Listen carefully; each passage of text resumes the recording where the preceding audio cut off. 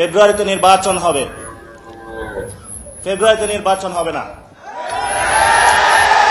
বিগত কিছুদিন হলে আপনারা খেয়াল করেছেন যে এনসিপির একজন সমন্বয়ক, তিনি হলেন নাসির উদ্দিন পাটোয়ারি।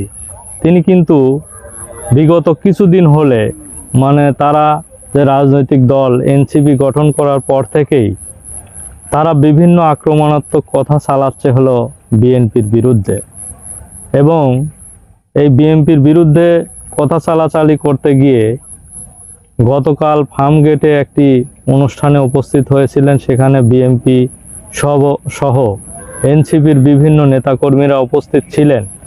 এই উপস্থিত থাকা সত্ত্বেও এই নাসির উদ্দিন পাটোয়ারি যখন একটি বক্তব্য দিয়েছিলেন, এই বক্তব্য তিনি কি বললেন?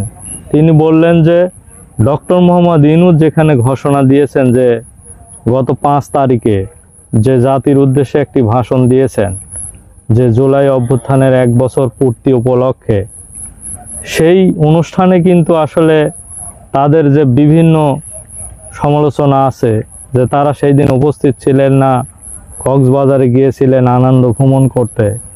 অথচ সেই দিন ডক্টর মোহাম্মদ ইউনূস ঘোষণা দিয়েছেন যে বাংলাদেশের জাতীয় নির্বাচন অনুষ্ঠিত হবে 2026 সালের ফেব্রুয়ারির প্রথমার্ধে, অর্থাৎ রোজার আগেই জাতীয় নির্বাচন অনুষ্ঠিত হবে, এরকম একটি ঘোষণা দিয়েছেন। অথচ আজকে নাসির উদ্দিন পাটোয়ারি দেখেন ঘোষণা দিচ্ছে যে নির্বাচন ফেব্রুয়ারিতে হবে না। ডক্টর মোহাম্মদ ইউনূসের চেয়েও তারা আসলে বেশি শক্তিশালী। ডাইরেক্ট বলছেন যে ফেব্রুয়ারিতে নির্বাচন হবে না। তাহলে এটা কি ধরনের বক্তব্য? যেখানে বিএনপি সহ বিভিন্ন বড় বড় দল তারা বলছে যে আসলে আমরা আগামী ফেব্রুয়ারিতে নির্বাচনকে সাধুবাদ জানিয়েছে, ডক্টর মোহাম্মদ ইউনূসকে যেখানে ধন্যবাদ জানিয়েছে, সেখানে এই নাসির উদ্দিন পাটোয়ারিরা নতুন একটি রাজনৈতিক দল গঠন করে তারা বলছে যে আসলে ফেব্রুয়ারিতে ডাইরেক্ট যে নির্বাচন হবে না।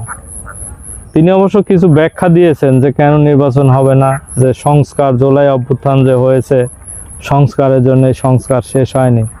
আসলে রে ভাই, সংস্কার কবে শেষ হবে? যদি তাদের 5 বছরও ক্ষমতায় রাখেন তাহলে এই সংস্কার শেষ হবে কিনা এটা সন্দেহ রয়েছে। সংস্কার একটি চলমান প্রক্রিয়া।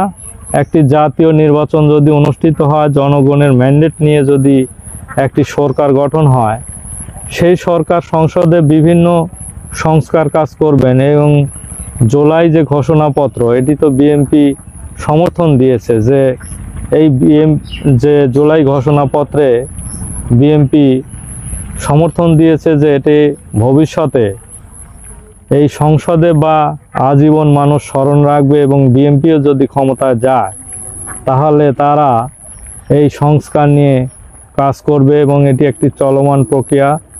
যেহেতু একটি জুলাই অভ্যুত্থানের মাধ্যমে একটি সরকার পরিবর্তন হয়েছে, স্বৈরাচারী সরকারের পতন হয়েছে, এবং বাংলাদেশে একটি গণতন্ত্র পুনরুদ্ধারের একটি সময় এসেছে বা সুযোগ এসেছে। এই সুযোগ আসলে বিএনপি কোনোভাবেই হাতছাড়া করতে চায় না। জনগণের ম্যান্ডেট নিয়ে তারা ক্ষমতায় যেতে চায়, এবং ক্ষমতায় গিয়ে তারা বিভিন্ন যে সংস্কার কাজ বাদ রয়েছে এই সংস্কারগুলো তারা পূরণ করতে চায়। অথচ বাংলাদেশে বিভিন্ন নির্বাচনকে বানচাল করার জন্য ষড়যন্ত্র চলছে, যে জানে তাদের কোনো ভোট নেই, এই কারণে যে কোনোভাবে এই নির্বাচনকে বিলম্বিত করে আসলে বিএনপিকে একটি ব্যাঘাত ফেলার তারা চিন্তা ভাবনা করছে, এবং কোনোভাবে যাতে বিএনপি ক্ষমতায় না যেতে পারে, এবং বিভিন্ন ষড়যন্ত্র চালিয়ে যাচ্ছে।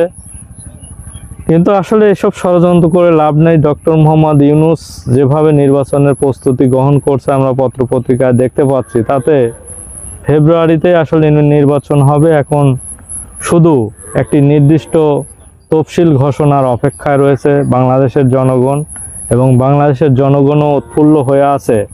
এই নাসির উদ্দিন পাটোয়ারি যতই ঘোষণা দিক যে ফেব্রুয়ারিতে নির্বাচন হবে না, কিন্তু নির্বাচন আপনারা দেখেন যে আসলে ফেব্রুয়ারিতেই জাতীয় নির্বাচন অনুষ্ঠিত হবে। দেখা যাক শেষ পর্যন্ত কি হয়। ধন্যবাদ সবাইকে।